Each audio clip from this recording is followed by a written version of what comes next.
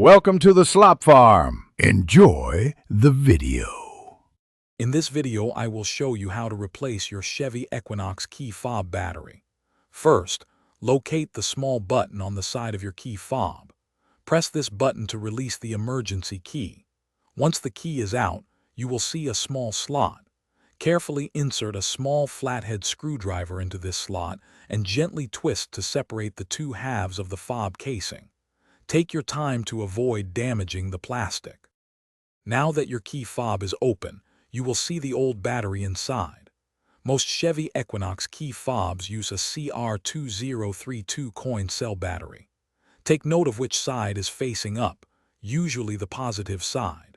Use a small, non-metallic tool, like a plastic pry tool or a tiny screwdriver, to gently lift the old battery out of its compartment.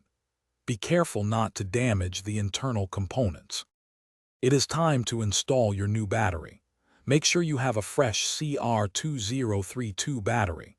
Carefully place the new battery into the compartment, ensuring the positive side, which usually has a plus sign, is facing upwards, just like the old one. Press down gently to ensure it is seated firmly and makes good contact with the terminals.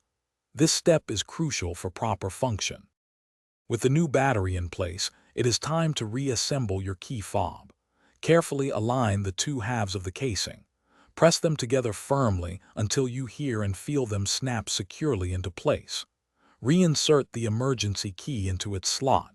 Finally, test your key fob by trying to lock and unlock your vehicle to ensure everything is working perfectly. You have successfully replaced your battery. Thanks for watching. Consider subscribing if we helped you today.